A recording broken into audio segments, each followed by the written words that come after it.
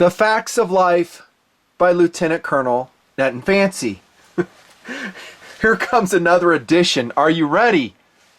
This is total truth. When I tell you this, it will ring true to you. Say and comment if it does or not. You are an experienced gear guy or gear gal. You are. You've been watching the show for some time. You probably have a fair collection of knives. Hopefully you have a fair collection of watches. Hopefully you have a whole plethora of firearms. Here's the deal. You've learned what you like. You have a certain aesthetic that attracts you, that you like, and you go, man, this is what I like. You bought mistake knives, mistake watches, mistake guns, and you go, yeah, I didn't like that so much. Those didn't work for me. Maybe for first cool, they were perfect, but to really connect with you, your sense of style, your sense of aesthetics, how it looks, maybe not so much. Here's a case in point. This is a Santo Series 2200 vintage watch with a Nutnfancy hands modification. Yes, 88 in the face. That's the year I was married. I put that decal on there. I painted the hands white. I painted the second's hand blue. Love how it turned out, and I love the strap that it comes on. I like the case. I like that it has standard Arabic numerals and markings. I reviewed it separately. It really has a very cool aesthetic. I like this style of watch, vintage style pilot watches. This is just a different flavor, a different variation. It's affordable. It's a Miyota quartz movement, if I remember right. The brown sunburst face, I really like. The orange markings, the orange numerals, just really cool. It's a certain aesthetic, a certain variation on a vintage pilot theme. I really like it. I mean, the strap by itself is just fantastic. Look at how distressed it is, yet it's brand new. Great job, Santo. Really cool brand. I love it. Watch my reviews on it. I have more to come. So I didn't really have to pay that much for this watch. It was really affordable. But here's the deal. Since you have a defined preference in most of these gear items, you're going to find that sometimes you fall in love with something you probably shouldn't. Ringing true, isn't it? You're like, oh my gosh, I like this, but I don't like the price. Welcome to the world of being an experienced gear person. There's really no change in it because, I mean, can I find this exact aesthetic in another watch? No, not really. It's that brand, and I got to search it out. Strap included. I still wearing my mod, of course. I love the white hands, by the way. Look how that pops. So cool.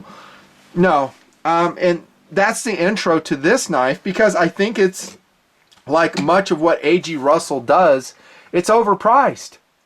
But guess what? I really, really like its aesthetic, and no one else is doing it. And he has got the handle on this. It's his blade. You're not going to find it anywhere else. And so if you like it and you fall in love with it, you might just have to pay the price. Pay the piano player for that favorite song.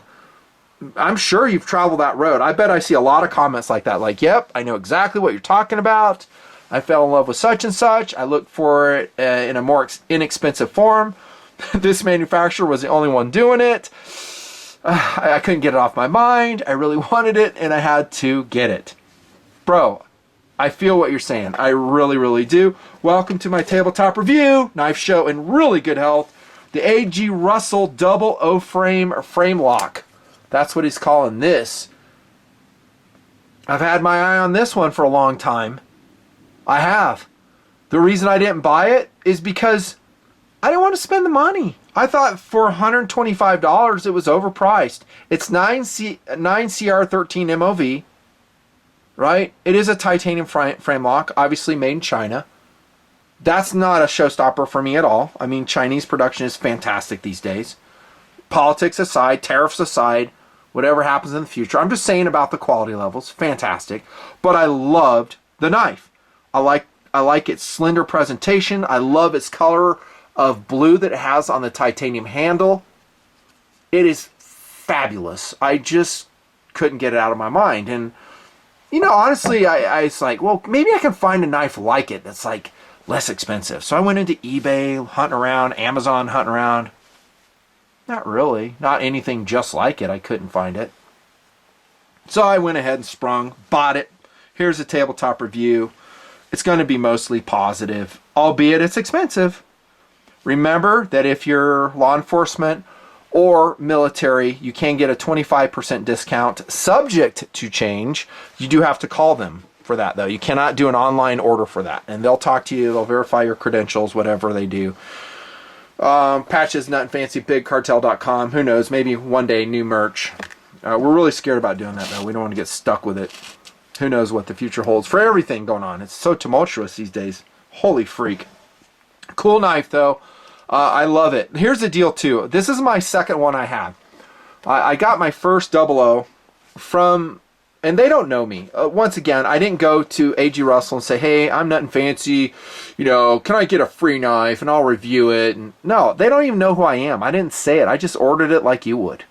I just called up. I said, yeah, you know, can I get one of these knives and I'll pay you for it? And I did. The first one they sent, though, the detent was so bad, it was unsafe. Like, I would turn it upside down and just lightly shake it and it would come out. And I was like, oh, that's unsat. That's not acceptable. We can't have that at all. And so I sent it back to him. I was like, hey, listen, this is unsafe. Please send me one if you have it with a better detent.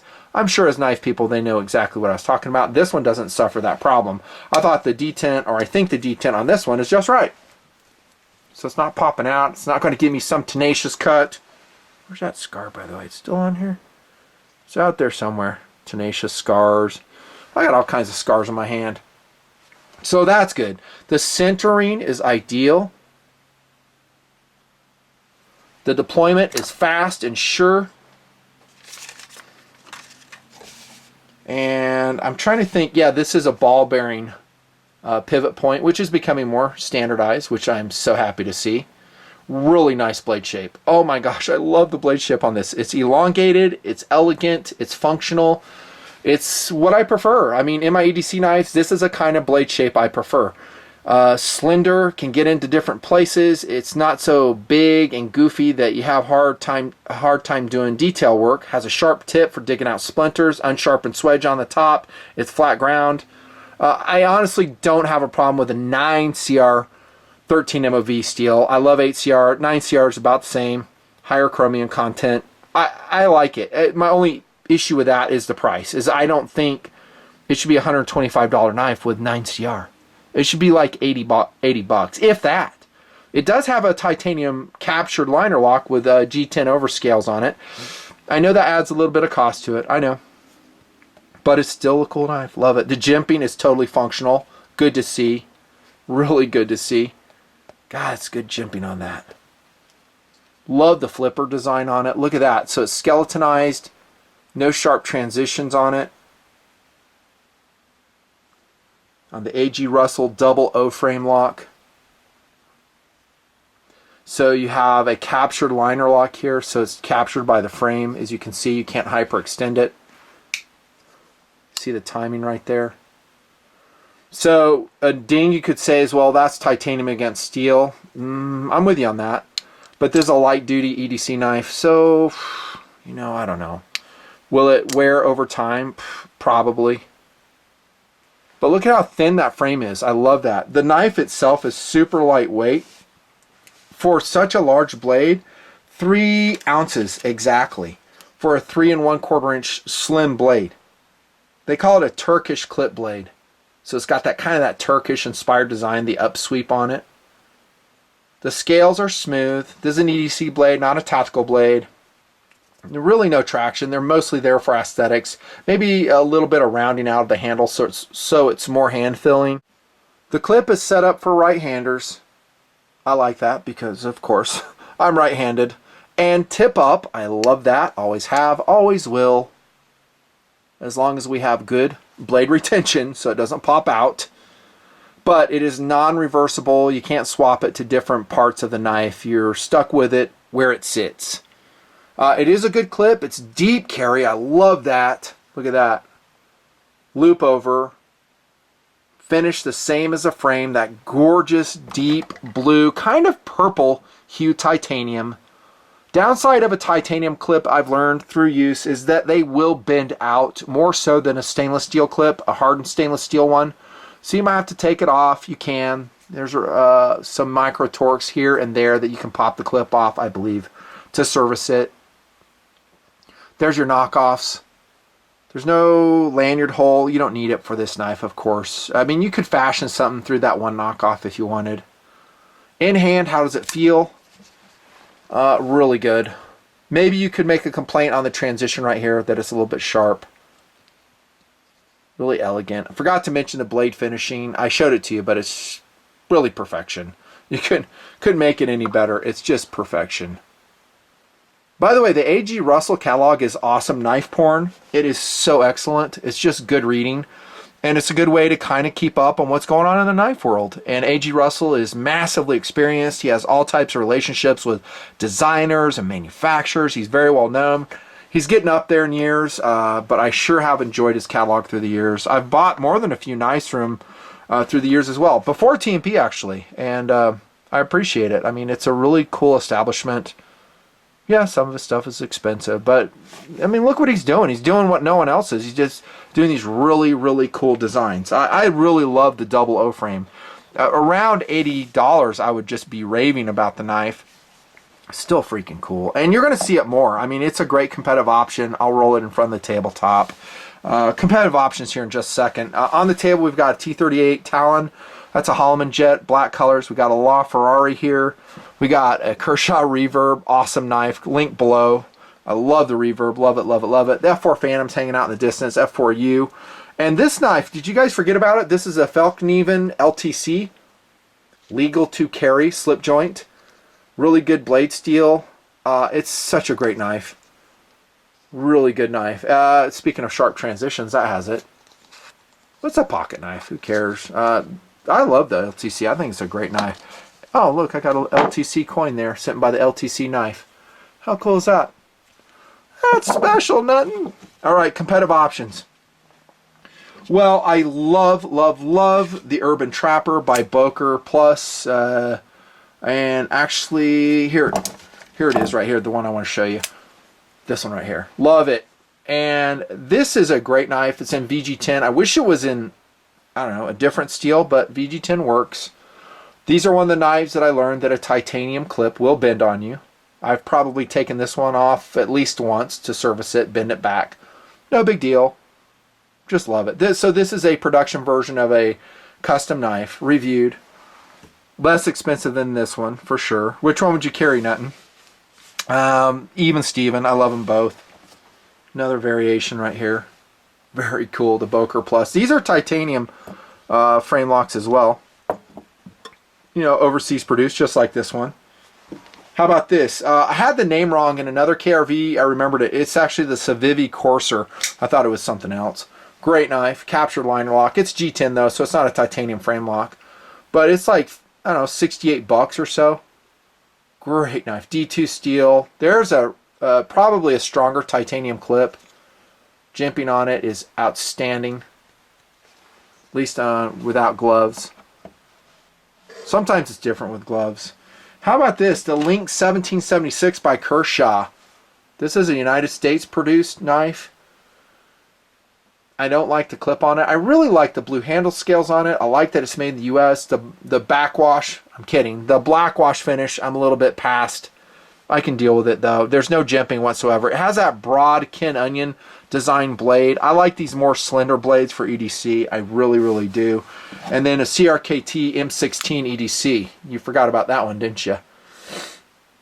I've had this since 2006, I think. This is in that OD color, tip down. I had to regrind it to get the edge right. Obviously not flat ground. Really good jimping on it. It's a cool knife. It weighs like 2 ounces. 2 ounces. Price-wise, it'll compete very nicely against this one right here. Every single knife on the table, for me, maybe not this one. I don't think that's HOF for me. It just isn't. The Link, I'm just not super stoked on it. It's okay. I won't say I hate it. I don't know. I hate the clip on it. Hate it. It's okay. It's not super light. You know, there's no milling of the liner. So that's coming off the table. But the rest of these, all HOF. HOF. Competitive options. But the limelight right now is going on the Double O. It's a fantastic knife. Yeah, it's a little bit pricey. But here's the deal. Go find this exact knife somewhere else for less. You can't do it. because A.G. Russell says in the write-up, hey, this is this was manufactured by one of the designers I work with. I liked it. It's not his design, but he basically brought it to the United States, and so he owns this design. So, going back to my first point, if you like a certain aesthetic, I do with this knife. I love the blue titanium, the loop over clip, the blade shape. All of that is awesome for me. You probably need to pony up for that one, if that's what you want. Otherwise, you got to change your aesthetics and what you like, which is okay. The curse of being an experienced gear person. Nut and Fancy, thanks for being TNP Patreon. Thanks for sticking around. We got a lot more to go. Man, I've been working hard for y'all. See ya!